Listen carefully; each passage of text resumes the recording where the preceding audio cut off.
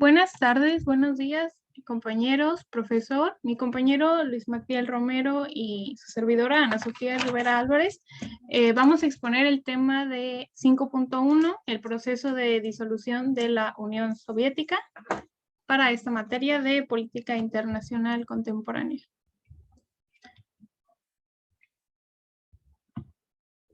Empezamos con, pues, una breve introducción. Recordemos que la URSS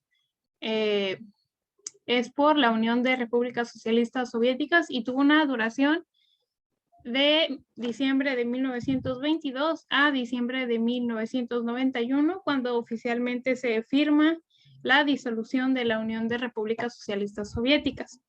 Quisiéramos empezar esta exposición con una cita que hace Knight, que dice que la Unión Soviética había sido una presencia inminente por gran parte del siglo XX.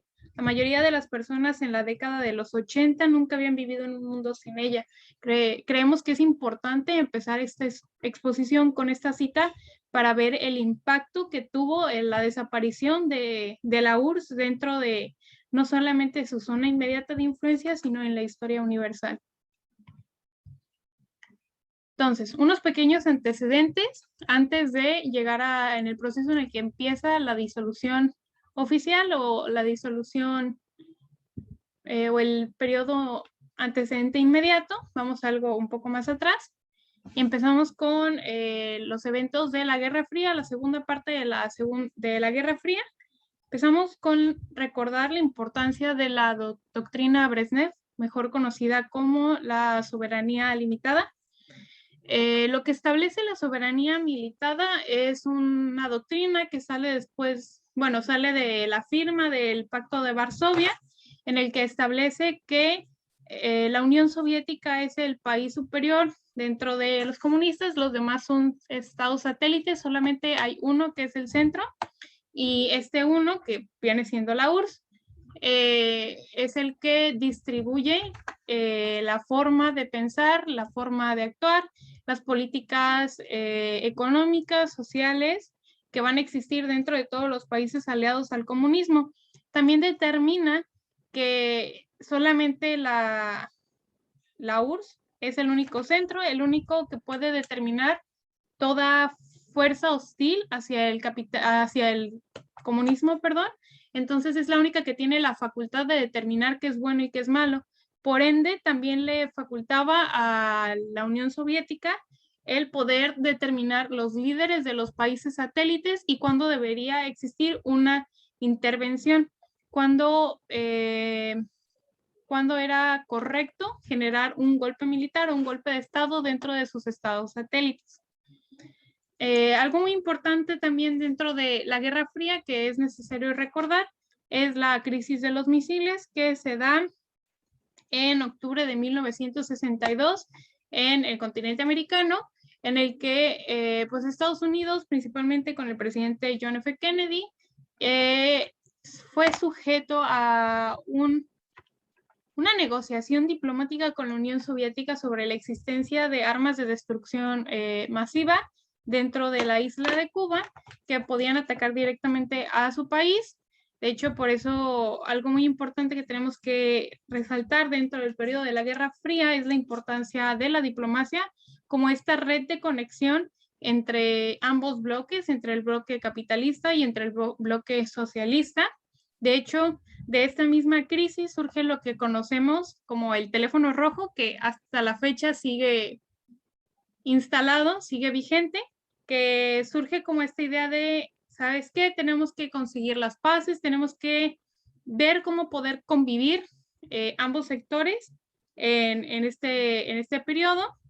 Entonces, el teléfono rojo se establece como una línea de conexión directa entre Estados Unidos, entre el presidente de Estados Unidos y el presidente del Partido Comunista de la Unión Soviética para poder conversar sobre temas de relevancia para ambas naciones. También es importante recordar que en la Guerra Fría el espionaje proliferó de manera exponencial, creció de manera exponencial porque era así como los secretos de Estado y los secretos de política podían pasar de un bloque a otro. dos guerras especiales dentro de la Guerra Fría. Son la Guerra de Corea, que fue de 1950 a 1953, y la Guerra de Vietnam, que fue de 1955 a 1975 aproximadamente, que es una guerra que sigue en el imaginario y sigue en la psique de los estadounidenses por ser una de las más sangrientas que existieron dentro de la Guerra Fría.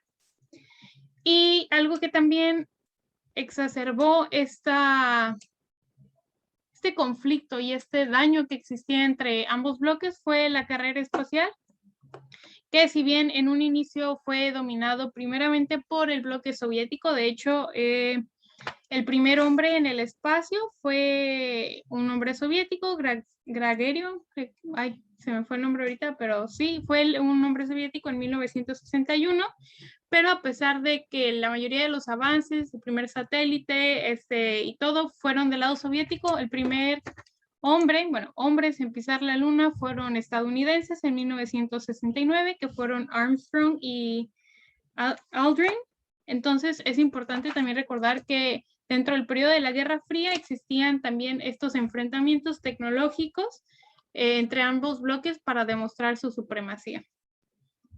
Recordando un poco lo de la soberanía limitada y la doctrina Brezhnev, pues vamos a esta siguiente diapositiva que habla sobre la primavera de Praga, que fue una revuelta que hubo en Checoslovaquia, donde estudiantes se levantaron. De hecho, se marca el estallido mundial del radicalismo estudiantil, y dentro de lo que establecía la soberanía limitada, Moscú determinó que esto era un ataque hostil hacia el comunismo, por ende, este golpe, esta represión hacia los estudiantes fue legítima porque pues, Moscú determinaba qué sucedía en sus periferias.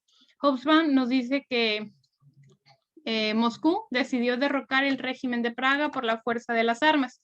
Este hecho demostró ser el fin del movimiento comunista internacional con centro en Moscú.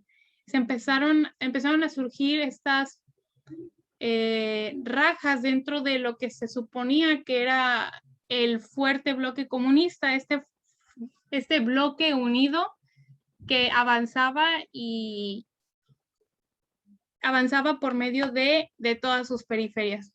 Entonces, otras dos partes importantes dentro de este periodo de antecedentes para el inicio de la disolución de la Unión de Repúblicas Socialistas Soviéticas son dos que pueden ser juntos y a la vez retoman un poco de lo de la primavera de Praga y todo el movimiento estudiantil y este resquebrajamiento que menciona Hobsbawm en la cita anterior. Tenemos la ruptura sino-soviética, que es la ruptura de relaciones y la separación de la China comunista de la Unión Soviética, y donde establece su propio régimen, y el revisionismo que se da en las propias esferas políticas de la Unión Soviética. Pérez en Pereira nos dice, los regímenes comunista, vietnamita y chino se enfrentaron en una guerra imperialista, desafiando la teoría marxista-leninista, según la cual la guerra solo era posible entre los estados capitalistas o entre estos y los movimientos de liberación nacional en lucha por su autodeterminación. La falta de respuestas plausibles produjo el desprestigio de la pseudoteoría marxista-leninista y demostró la falsedad del legado marxista clásico, según el cual, con el triunfo del socialismo, desaparecería la fundamentación de todo conflicto. ¿Por qué esto es importante? Muestra una contradicción, empieza a mostrar las contradicciones dentro del esquema que propone el sistema soviético. Empieza a mostrar de que el sistema capitalista realmente no es lo que se esperaba y que no está dando frutos. Es por esto que se genera el revisionismo, se empieza a dudar de que lo propuesto por el comunismo realmente estuviera dando frutos. Habla de este momento en el que dicen, hay comparación y se menciona de, oye, yo no estoy avanzando tanto económicamente, yo no me siento una potencia, un desarrollo, estamos desviando demasiados recursos a diferentes partes del mundo y aquí en nuestro centro, en Moscú, en Rusia, no presentamos los resultados. ¿Qué está pasando? esto no es lo que se nos prometió cuando empezó el régimen comunista. Entonces empieza a ver distinciones. También se muestra cómo China empieza a adaptar el comunismo a su propio contexto histórico-cultural y empieza a tener por ciertos periodos relativamente apogeo dentro de Asia. Entonces empiezan estas cuestiones dentro de las élites políticas que eran las que sabían de todo esto, que pues la gente común no sabía tanto o no podría hacer muchas comparaciones porque pues hay que recordar del papel de la propaganda, es súper importante para poder entretener y disuadir a las masas de que ciertas cosas están o no están sucediendo. Ya acercándonos un poco más al inicio del proceso de la disolución, nos encontramos con crisis económicas.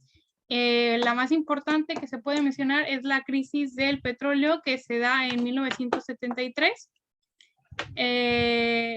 Nos menciona que la URSS compra insumos básicos en el mercado mundial. Irónicamente, las economías del socialismo real fueron las que sufrieron mayoritariamente las crisis del capitalismo que siguieron a la Edad de Oro. ¿A qué nos referimos con esto? Cuando surge la crisis del petróleo, empieza a afectar directamente a la Unión Soviética. Al inicio parece que no, porque como era su mayor activo, el gas natural y todo, que podrían subsistir. Sin embargo, por este auge corto en el que la URSS no pensó qué podía hacer para mantener este crecimiento económico, no se generaron las reformas económicas necesarias para poder subsistir lo que fuera a suceder, la crisis económica que iba a suceder después de esta crisis de petróleo, porque sabemos que la economía todo tiene una consecuencia y hay fluctuaciones muy grandes. Entonces, esta crisis del petróleo generó una crisis económica que pues se refleja en una crisis energética en Europa que se volvió el talón de Aquiles de la Unión Soviética. A la par de todo esto, de cómo poco a poco empieza a haber dudas dentro de el pensamiento soviético, empieza a disminuir un lado y empieza a crecer el otro. Surge un auge del occidentalismo, prolifera el pensamiento económico de Occidente, prolifera el libre mercado, el de la mejor opción para poder crecer y poder tener un desarrollo económico estable, o bueno, relativamente estable, es por medio de la liberalización económica, que es lo que pregona el capitalismo. También dentro de la Guerra Fría vemos un gran aumento de lo que conocemos como el poder blando, el soft power, de cómo ingresar a la mente de la ciudadanía del otro, que tú tienes la mejor opción y de que tú eres lo bueno y tú eres lo correcto. Lo vemos en cómics, lo vemos en películas, lo vemos inclusive en música, en imágenes y todo. También se empieza a crear esta idea de que el mundo occidental está apoyando a los países del tercer mundo y a los demás países a poder conseguir su independencia. Se firma la Carta de Autodeterminación de los Pueblos en 1960, y se empieza a pregonar la idea de que nosotros dentro del capitalismo queremos la libertad, queremos que todos tengan la democracia y los vamos a apoyar. Y eso se ve mejor a sentir la opresión y sentir el daño. En Estados Unidos, la administración más hostil desde los años de la Guerra Fría fue electa y reelecta. ¿A qué se refiere con esto? Esta agresión indirecta que se generaba en Estados Unidos hacia el tercer mundo, ya sea los países que estaban indecisos o los países no alineados, era sangrienta, era de necesitamos que tú estés con nosotros. Entonces fue un ataque constante, que a la par del debilitamiento de la URSS, pues iba haciendo efecto, porque, bueno, como dice el dicho, ¿no? Una gota de agua puede crear un orificio en una piedra si se mantiene constante. Retomando a Pérez, nos menciona que el retroceso del sistema socialista que marcaba el final de toda una época de relaciones internacionales comenzó a materializarse en los años 80, la década del gran cambio en la que se produjo la pérdida de identidad de la izquierda en general y del marxismo en particular. Es necesario recordar, aquí a partir de los 80 es cuando ya oficialmente empieza el periodo de disolución de la URSS, que dura 11 años, toda la década de los 80 hasta que llega al 91 y empieza aún más fuerte a surgir los cuestionamientos sobre la eficacia del régimen comunista. Dentro de esta década encontramos uno de los accidentes más desastrosos dentro de la historia de la humanidad, que fue el accidente nuclear en Chernobyl. Bueno, de hecho, el peor accidente nuclear en la historia, que fue en abril de 1986, que fue la primera vez que se demostró al público que la Unión Soviética no tenía la capacidad tecnológica para poder atacar problemas. Trató de mantenerse como un secreto para no dañar la imagen de la Unión Soviética. Sin embargo, pues sabemos que este tipo de desastres no se pueden guardar y el mundo entero supo de que había existido esto, y Blakemore nos dice que el desastre nuclear en Chernobyl tuvo otra repercusión. El daño económico y político aceleró el fin de la Unión de Repúblicas Socialistas Soviéticas.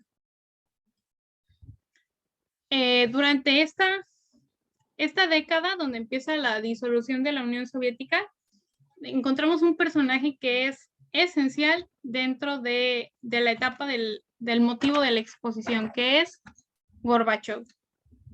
Knight nos menciona que Mikhail Gorbachev era una fuerza dinámica en la Unión Soviética. Buscó traer una moralidad nueva a un sistema el cual él percibía como intrínsecamente corrupto. Sin embargo, él comprendía que era necesario operar dentro de los límites del sistema soviético para lograr un cambio. Cuando Gorbachev entra al poder, él, como menciona aquí Knight, sabía que existía una corrupción arraigada al partido político dentro de la Unión Soviética. Sin embargo, él todavía creía en el proyecto soviético, entonces se daba cuenta que necesitaban existir ciertas reformas para que la Unión Soviética no se hundiera y pudiera avanzar.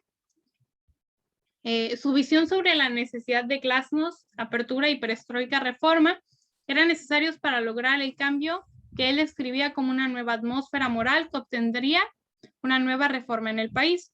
Nuevos valores y un repensamiento de nuestra forma de pensar está en camino. Lo más importante o lo que más se destaca dentro del periodo en el que Gorbachev fue líder de la Unión Soviética fueron estas dos palabras, vamos a llamarlo así, que se marcan aquí en la cita, que es la glasnost, que es la apertura. ¿Pero apertura de qué? Apertura de todo. Desde apertura política, en la que deja de existir el partido único de la Unión Soviética, empiezan a surgir nuevos partidos.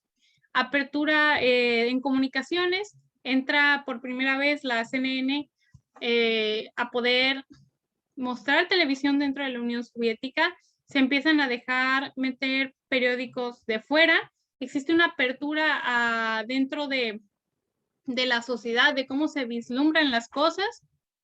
Además, también existe lo que es la perestroika, que son la serie de reformas que se realizaron para poder lograr la glasnost. Y dentro de estas reformas también, por ejemplo, se suelta o se modifica lo que era la doctrina Brezhnev, o lo que era conocido como la soberanía limitada, y se empieza a dejar poco a poco un mayor espacio de trabajo, de estiramiento a aquellos estados satélites, porque Gorbachev se dio cuenta que gran parte del presupuesto de la Unión Soviética, en vez de estar dirigido a su población y a subsanarla, era a gastos militares y a la protección de los estados periféricos. Entonces tenía que haber un cambio, tenía que haber una modificación para que su misma sociedad y su misma población pudiera avanzar.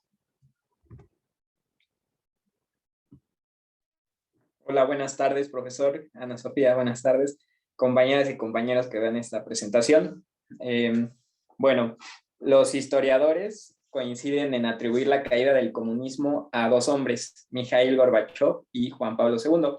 Eso lo encontré en un artículo que leí, pero que coincide con varios artículos más, sobre todo artículos periodísticos, por ejemplo, de la DW o de BBC, de la BBC, en donde mencionan que, bueno, Ana Sofía ya mencionó anteriormente, el papel que desempeñó o que desarrolló Mikhail Gorbachev en la disolución de la Unión Soviética. Sin embargo, en este artículo marcan la postura de por qué Juan Pablo II tuvo también una gran influencia en la disolución de la Unión Soviética. Y bueno, parte de estas razones es que una era un papa diferente que había llegado al Vaticano, fue el primer papa que no había nacido en Roma, fue el primer papa no romano en llegar al papado. Él había nacido en Polonia y esto también tiene bastante influencia porque él al haber nacido en Polonia, a finales de 1978-79, apoyó a los movimientos que se estaban realizando en su natal país. Entonces, esto le dio bastante poder, ya que Juan Pablo II, para quienes son muy jóvenes o para quienes no entendemos más o menos la importancia que tuvo Juan Pablo II en el mundo, pues revolucionó la historia. Es de estas personas que dejaron una huella en la historia y que la cambiaron de alguna u otra manera. Entonces, en varios artículos mencionan, por ejemplo, que la Iglesia Católica estuvo con base a algunos actos, apoyando al capitalismo y culpando al socialismo en todo el mundo. Un caso particular es de el Monseñor Romero en El Salvador. A este arzobispo lo asesinaron y la Iglesia Católica, cuando la comunidad decidió que debería de ser beatificado como lo fue Juan Pablo II para convertirse en un santo, la Iglesia Católica no decidió hacerlo y hasta la fecha existe un gran debate porque este arzobispo tenía bastantes ideas muy allegadas al socialismo que trató de pregonar en América Latina. Por eso es que le llaman el Señor de América Latina o el Padre de América Latina, o el Salvador de América Latina. Y pues bueno, estas dos personas que encontramos aquí en la foto definitivamente influyeron bastante para el decrecimiento y finalmente la disolución de la Unión Soviética. Si le puedes cambiar, por favor. Bueno, Boris Yeltsin, que fue el primer presidente ya de la Federación de Rusia. Y Boris Yeltsin aquí tiene un papel bastante importante porque él trasladó primero la base de su poder y trasladó la base del poder del Estado, del partido, perdón, que como ya había mencionado Ana Sofía anteriormente, pues era, digámoslo así, un totalitarismo, porque era el mismo partido el que gobernaba bueno, en cada administración gobernaba el mismo partido. Entonces, Boris Yeltsin tuvo a bien el hecho de trasladar o quitarle ese poder al único partido que existía, ¿no? Que era el Partido Comunista. Y bueno, también influyó bastante en la firma del Tratado de Bela-Vesa, en donde pues se dio pie a que se conformaran nuevos estados independientes y pues él transformó Rusia en una federación como lo eran los demás. Esto pues favoreció realmente bastante a la desintegración de la Unión Soviética porque pues ya tenía mayor autonomía y Rusia al ser el centro de la Unión Soviética pues básicamente de ahí emergió la idea de que el resto de los países satélites pues deberían de también progresar hacia la creación de federaciones de las repúblicas. Siguiente, por favor, Ana. El golpe de Estado tiene pues bastante influencia también dentro de la caída de la Unión Soviética y digamos que esta es la gota que derramó el vaso o el punto medular de la caída de la Unión Soviética, sobre todo dentro del partido, con Boris Yeltsin, que aquí podemos verlo en la fotografía, con Gorbachev, y pues ahí ya se empezó a perfilar Vladimir Putin, ¿no? Aquí pues un aspecto interesante de la fotografía es tratar de describir pues, la fotografía y el soldado que se encuentra en el tanque, por qué tiene esa expresión en un golpe de Estado, ¿no? O en ese momento. Pero bueno, el golpe de Estado se da en contra de Mikhail Gorbachev mientras se encontraba en una casa de vacaciones y pues se habla de un posible asesinato de los golpistas. Finalmente existió ahí una labor diplomática en la que pudieron traer a Moscú de vuelta, porque estaba en Crimea, lo trajeron de vuelta sano y salvo. Y pues básicamente esta es como la función que tuvo el golpe de Estado o la incidencia que tuvo el golpe de Estado dentro del proceso de disolución. Siguiente, por favor, Ana Sofía. Y bueno, esta imagen da pie al siguiente punto que vamos a tratar aquí. Si le puedes cambiar, por favor. Es un soldado saltando una valla de púas. La caída del muro de Berlín, me permito citar, la caída imprevisible del muro ante los ojos atónitos de los televidentes de todo el mundo quedó en la memoria de toda una generación como el símbolo del inicio de una nueva etapa de la historia mundial. Y sí, definitivamente podemos coincidir que la caída de Berlín marca un antes y un después en la historia universal, particularmente en la historia de Europa y enfatizando más en la historia de Alemania, porque a partir de la caída del muro de Berlín, podemos decir que la sociedad internacional, la sociedad europea y la sociedad alemana, porque ellos fueron quienes vivieron todo este proceso histórico de tener una frontera que se decidió crear por intereses ideológicos, transformaron realmente bastante a la sociedad alemana. Y pues bueno, esta es una imagen que ilustra muy bien el momento en el que el poder deja de ser el Estado, más bien, mejor dicho, deja de tener ese poder y deja de ser esa influencia en el escenario de las relaciones internacionales, ¿no? Y es aquí donde la sociedad civil toma un papel importante y hay un cambio drástico también dentro de la disciplina, en donde ahora ya es la sociedad civil quien comparte el escenario junto con el Estado. Es por eso que los ciudadanos alemanes de ambos lados del muro pues estaban muy eufóricos destruyendo el muro. Bueno, el fin de la Guerra Fría se vio influenciado por el bicentenario de la Revolución Francesa. En en este ánimo, sobre todo de la fraternidad, y pues el escenario en el que se dio fue, o que lo propició fue la Cumbre de Malta, una reunión en donde acudieron los dos líderes, los dos jefes de Estado, y que también es importante mencionar que acudió bueno, el presidente George Bush y Mikhail Gorbachev. Y pues en esta, bueno, también acudió el presidente Ronald Reagan y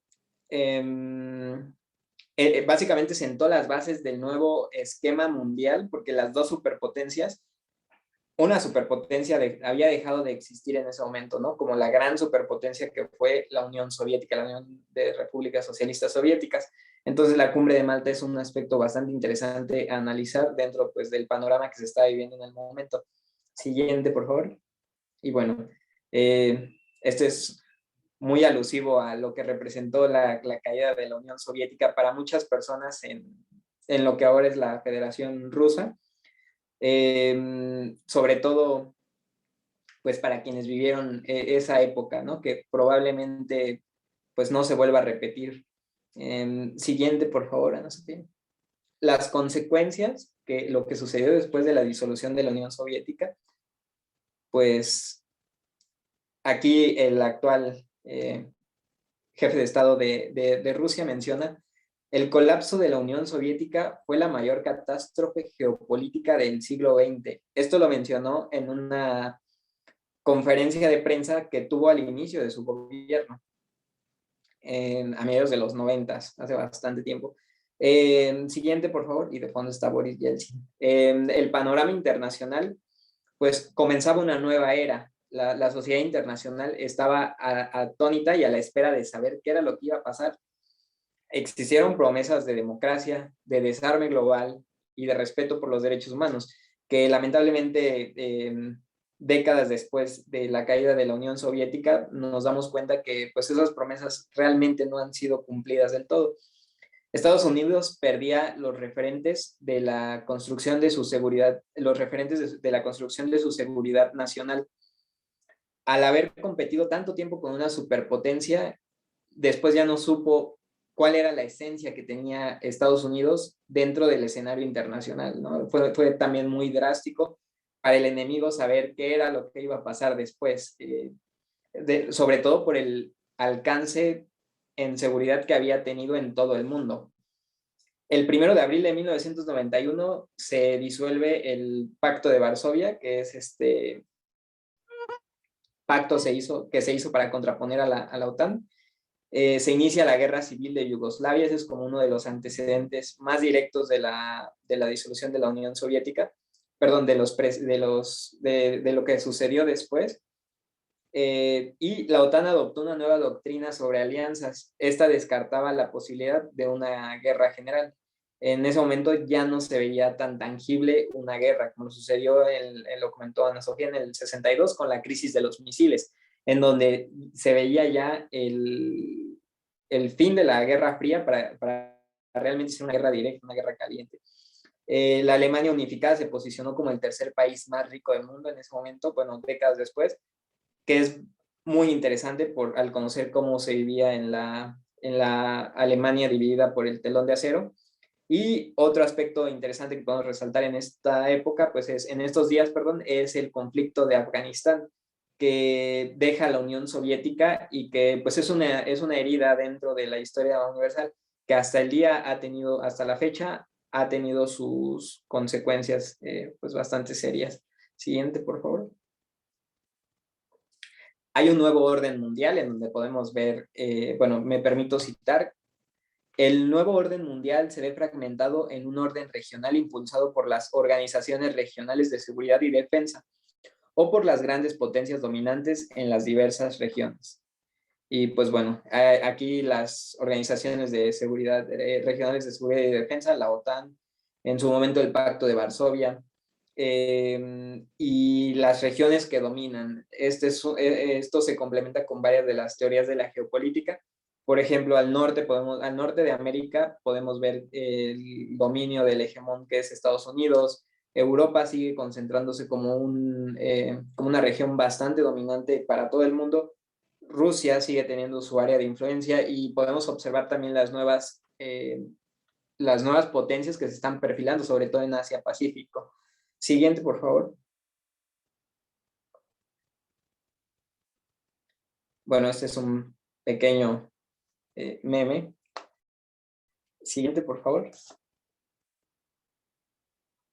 Y pues bueno, en la actualidad encontramos que existe todavía presente el conflicto entre Rusia y Ucrania, ¿no? Ahora marcado por intereses económicos y sobre todo en relación a las energías, como lo es el gas natural, con el gasoducto que se encuentra todavía en disputa. Ahora, ¿volverá a realizarse el experimento del socialismo real?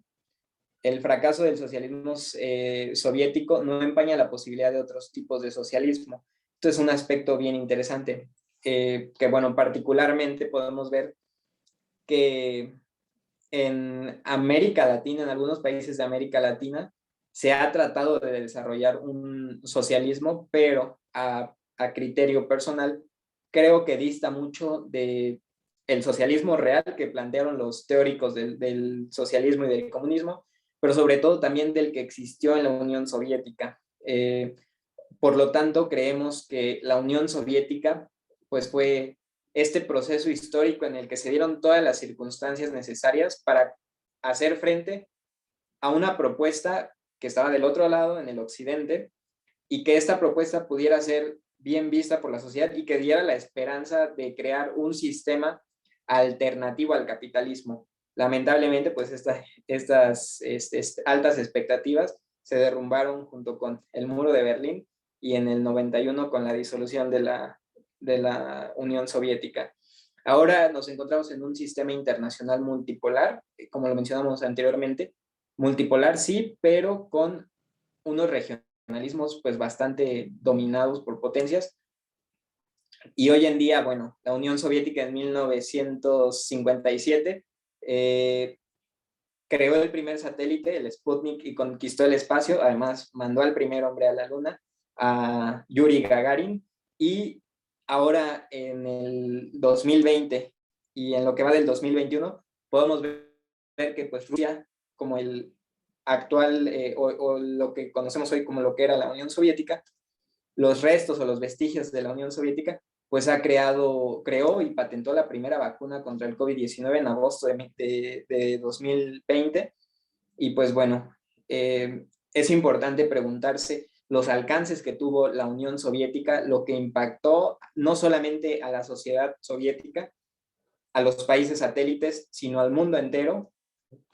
Pero sobre todo creo que es importante cuestionarnos por qué un modelo diferente al capitalismo se vio truncado frente al capitalismo. Entonces, personalmente, y así lo veo, creo que la misma estructura de la Unión Soviética fue la que permitió que no tuviera bastante futuro o no se presentara en un lapso tan grande. Y pues bueno, siguiente, por favor. Les compartimos este video que nos pareció bastante interesante a mi compañera Ana Sofía y a mí. Lo van a encontrar a un lado de esta publicación del video, aquí en el Classroom. Y estas son algunas de las fuentes que consultamos. No sé si quieras agregar algo, Ana Sofía. Sería todo. Muchas gracias. Esperamos que la presentación haya sido de su agrado y nos vemos pronto, compañeros y profesor.